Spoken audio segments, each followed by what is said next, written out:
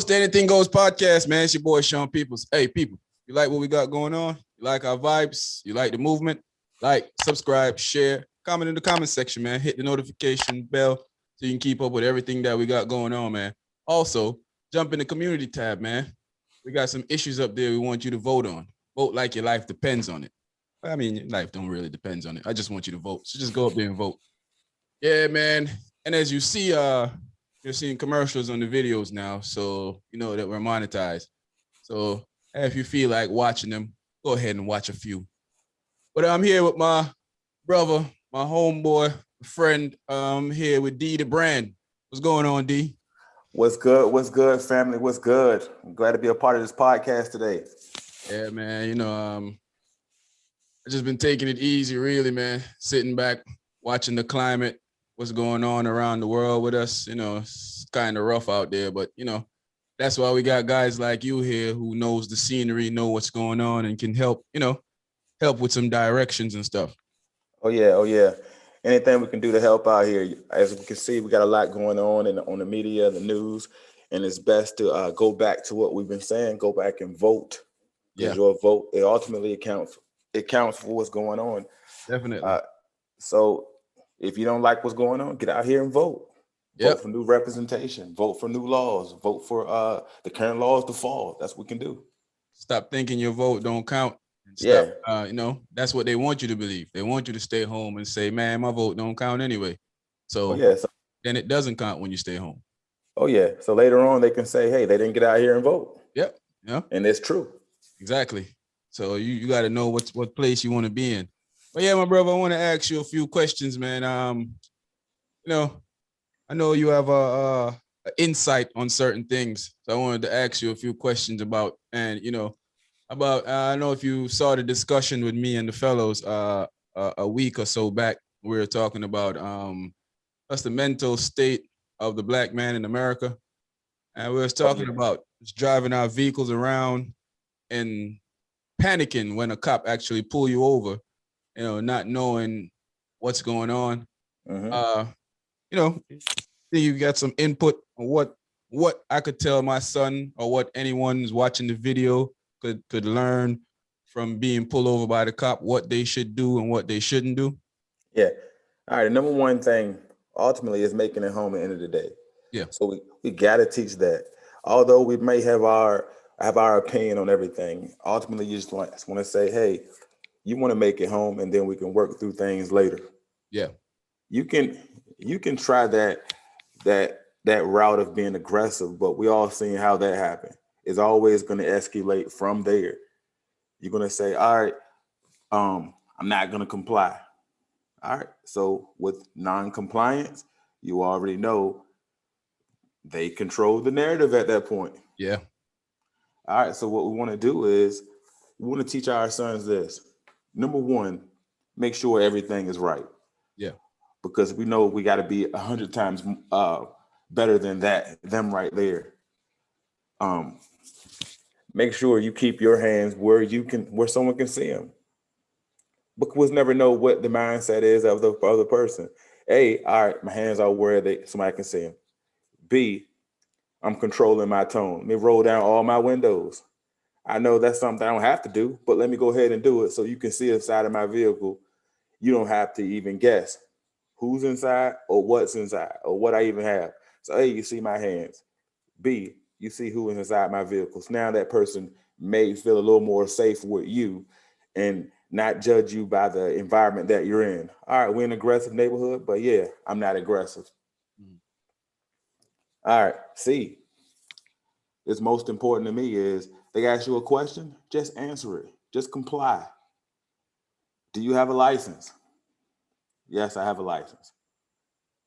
My license is right here on the driver's side seat next to me. Can I reach for my license so I can give you my license? Okay. You don't have a license? Same thing. I do not have a license. You go to jail, guess what? You can get out, you can talk about it. That person wasn't as courteous to you as you would like. Guess what? You're able to complain about it. But you're not, if you jump out of the vehicle, start to run, guess what? hmm. You put your life in their hands right there. Oh yeah, either one, Yep. you're gonna get killed. B, you're gonna get roughed up, taken to the ground, and now that narrative is on you. All right, he ran from the vehicle. Obviously, I have something. Nah, just sit there and comply. Don't try to pop out your phone and try to record.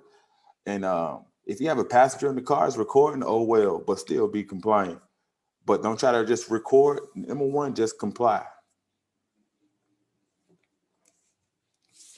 Yeah, I think So a lot of people are, I think a lot of people are scared for the situation they're in at the time, because I have a friend that's a cop that likes to play little silly games by pulling me and a couple other friends over. yeah. He almost gave me a panic attack a couple of weeks ago because I mean, and I got everything right. I know I'm legal with everything in my car, but I just Mhm. don't want to be able to put myself in that in a situation where I make a silly mistake, as in leaving my gun on my hips, and you know the officer is scared because to be honest with you, when I get pulled over by a black cop, I'm never in a situation where he seems like he's scared of me. Mhm. But when I'm pulled over by other races of cops, it's always gun on hand on the gun, and you know very a very aggressive demeanor, until I have to put myself in a situation where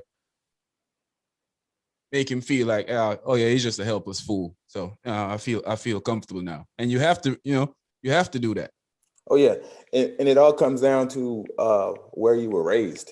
Yeah, You know, if you like me, I'm raised in the inner city. So of course, everything I see is normal, and I understand the group of people who I deal with. yeah, When you come from an area maybe out of town or maybe a country area, and you don't deal with the type of people that you used to dealing with, then all right, I'm not at ease. So I don't know what this person may or may not do, or you go off what have you heard. You get what yeah, I'm saying? Like yeah, if you come from a different area and you go to the projects, you think, all right, all the people out of the projects, they may be aggressive, even though they not aggressive. Some of the nicest people you ever meet. But you like, nah, they're aggressive because they live out in this neighborhood. So you kind of stereotype everybody in that neighborhood. definitely. So it all comes down to that person. If that person doesn't have the life experiences beyond him staying in a rich neighborhood, or him being in a neighborhood where everybody is everybody name, then that's what you're gonna do. You're gonna stereotype everybody, so everybody is aggressive at Yeah, that point. yeah.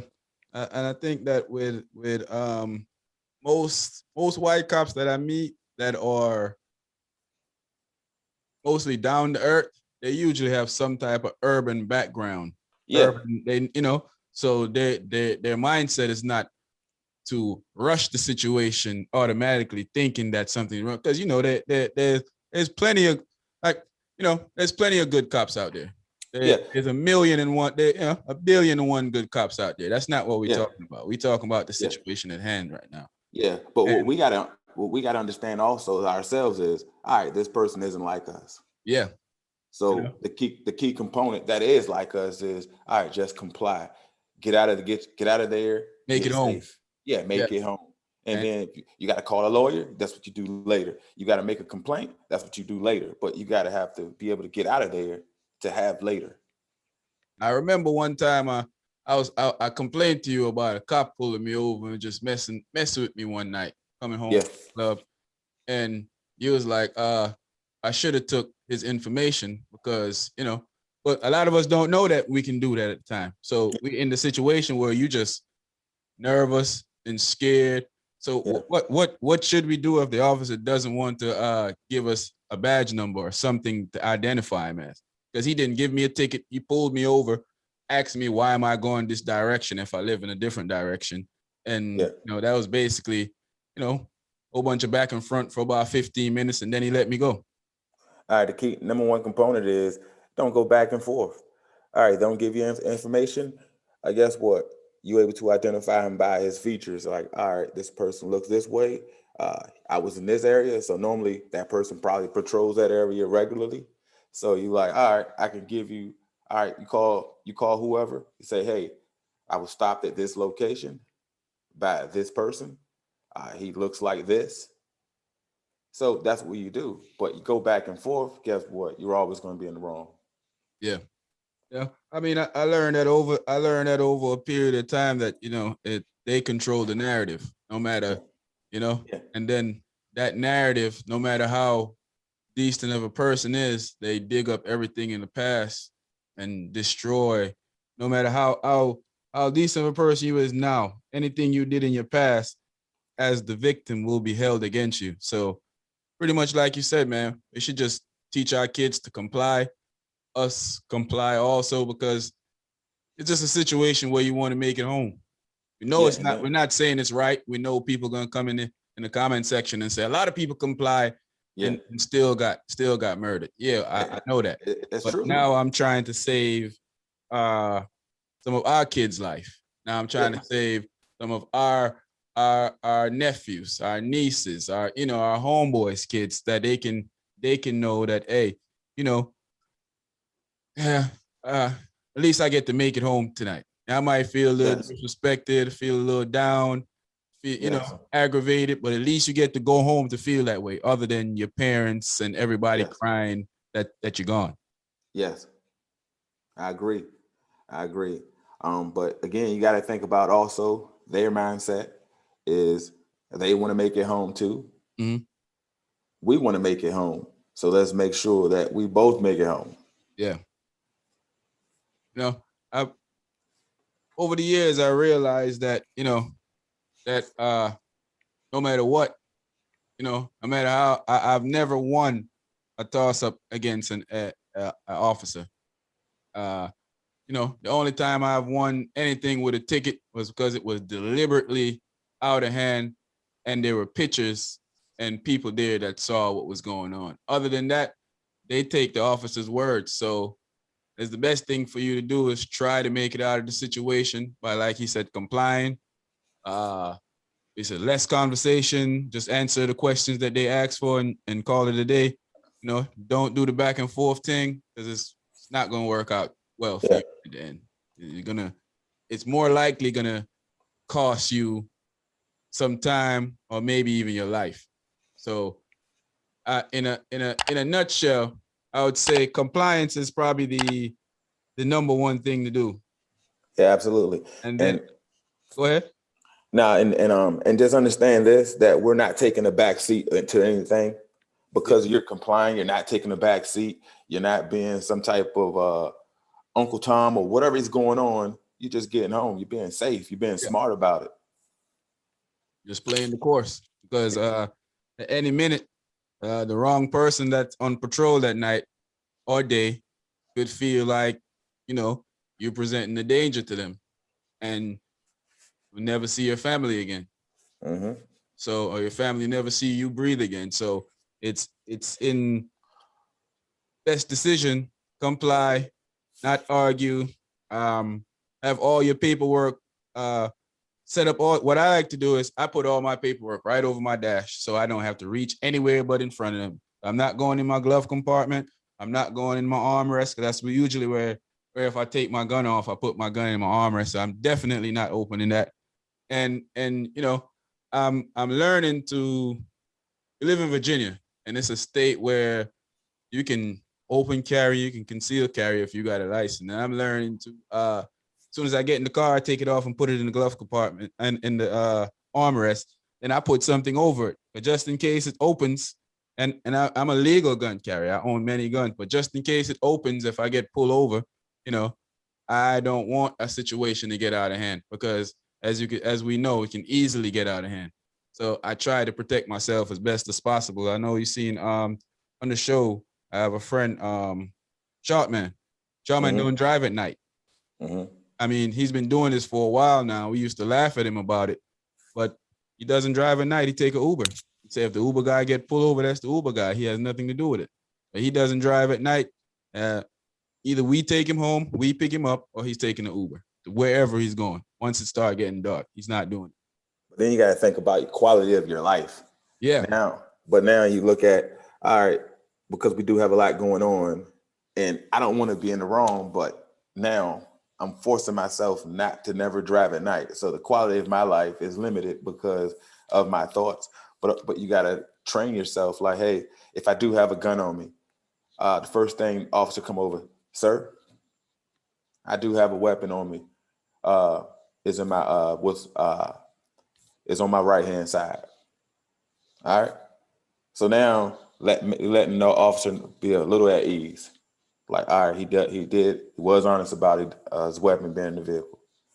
All right, sir, my license, I do have a license, is in my visor. If you want to, you got people who touch both sides of the door. All right, that's fine. Now you see hands. Because people don't kill people, hands kill people. All right. And then you're talking with them, not raising your voice, not being argumentative. Now the officer, a lot of these, now 9 times out of 10, you're gonna leave that situation. Now there is that 10th time where everything can go left, but we don't want it to go left. But just being a person about it, not arguing with somebody, not being all furtive and being all nervous about things. You can have everything in the world going on. You can have stuff in the trunk, you can have stuff in the seat, all that stuff. But if you're courteous, guess what? You're probably gonna leave out of there. Yeah. Yeah. I think those was a very educational discussion to have about, the scenery of what's going on around. I think we as Black men need to pay more attention to what's going on around the world so we can make it back home to our kids and our family. And we definitely need to educate our kids that even though you might be in the right, I mean, they control the narrative, so you might be in the wrong to them. So just comply, you know, comply, and Yes. hopefully we make it home to your kids, your wife, your mother, your father, and you can live another day. Because we all want to go home. We all want to live till we're old. So let's just play our part in that. And I'm glad for this discussion, D. I think that in our community, we need to have more discussions like this, even though it might seem corny to some people. Yeah. But a discussion like this could save your son's life. It may even save your life. So yeah, absolutely. That's why I wanted to have this discussion with somebody who I know could express themselves in a way that people will understand and could tell you the right and proper way and proper procedures of how you can deal with an officer when you get pulled over. Yeah. But yeah, man, it's the Anything Goes podcast, man. It's your boy Sean Peoples. I'm here with my boy, my brother, my homeboy D the Brand. You'll see him a lot more on the show more often. And D's like even though he's seen a serious side now, he's a character. Oh yeah. I'm waiting for those. I'm waiting for those. I've been waiting to get called up for those. Yeah, man. So like, subscribe, share, comment in the comment section, man. Hit the notification bell so you can keep up with everything that we got going on. Jump up in the community tab and vote.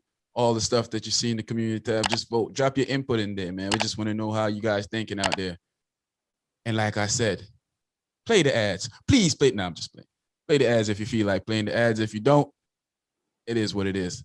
It's the Anything Goes podcast, man. We out of here.